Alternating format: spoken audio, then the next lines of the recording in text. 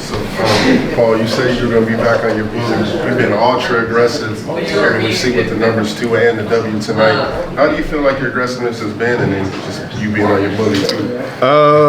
Yeah, I mean, it's just opportunities, trying to be aggressive, staying in attack mode, and just understanding where, where this team is and what they need me to do, and how I need to kind of be, one of the leaders on this team, and that's just applying pressure, and that's just, it's what gets me going and keeps me going. When I can, be aggressive, get to the rim, and just try to make plays, that's when I'm at my best, opposed to, kind of just relaxing out there. So it's just the approach. It's been the approach going into every game is how can I just be the best version of myself and just try to go dominate every night. Second on the back-to-back, you guys obviously knew what B.I. and Zion did yesterday. How did y'all begin this game with the defensive mindset that y'all did and maintain that through 4 quarters? I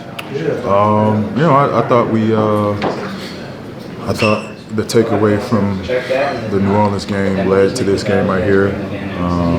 New Orleans is similar in terms of two-headed monster and a bunch of good players around those two. It's kind of a situation here, and so we just wanted to make it as tough as possible on Luka and Kai, and force other guys to have to make plays and make shots. And I thought we found some success in that. What's special about this defense? I mean, you guys have been forced turnovers all season. Tonight that wasn't the case, but y'all still executed better than y'all had prior to the offseason.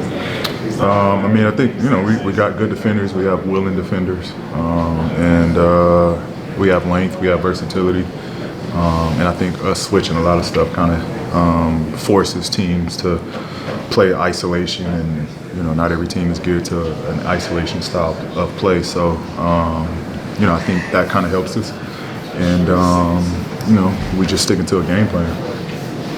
10 games with James. What have you learned what this team can do, and maybe what do you still not know yet? I think what we don't know yet is just, or we haven't done yet, is just the consistency part, especially against the good teams. But there's nothing that surprised me or wowed me with having James here. I mean, I knew how good he is. I know what he's capable of. I know how he was going to help us.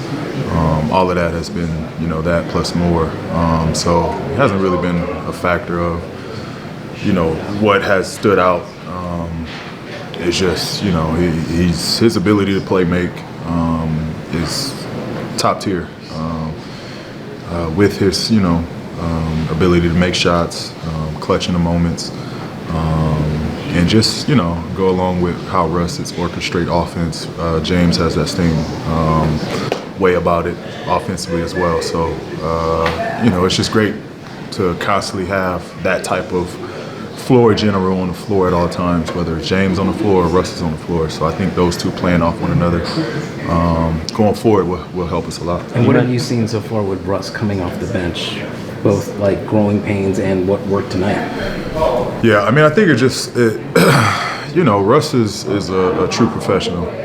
He's a player that, you don't look at his scoring, you look at his production and how he affects the game. And I think, that was an adjustment, figuring out how to help the team, how to still contribute coming off the bench. And I think he's starting to find it.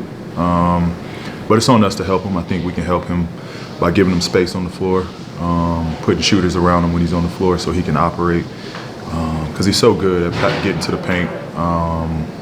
And so we got to, play to his strengths. And, I think he found a rhythm tonight. And that's what you love to see out of Russ. You mentioned this being a response game, and we saw Russ bounce back. Like, how does that happen for Russ? Like, how do y'all support him when it's not a response game, when y'all need to stack wins and everything? How do we support him? I mean, we all, we all want the best for one another. So that's an easy solution, is to have his back. Whether we need to win or not, we know what the end goal is, and we know what we're going to get to. But we got to make sure everybody's on the same page along the way. on last night, you spoke about the free throw attempts. Now you are more on a couple times down before tonight. The first two, you were asking officials, like, again, when you're not getting calls like you think you should, how do you not let that dissuade you from still being aggressive? You know, like, what's the point of going in there? How do you stay aggressive when you know that it might not result in what you want? I know I can get to the rim. That's the easy part. I know I'm going to have to play through contact. That's the frustrating part.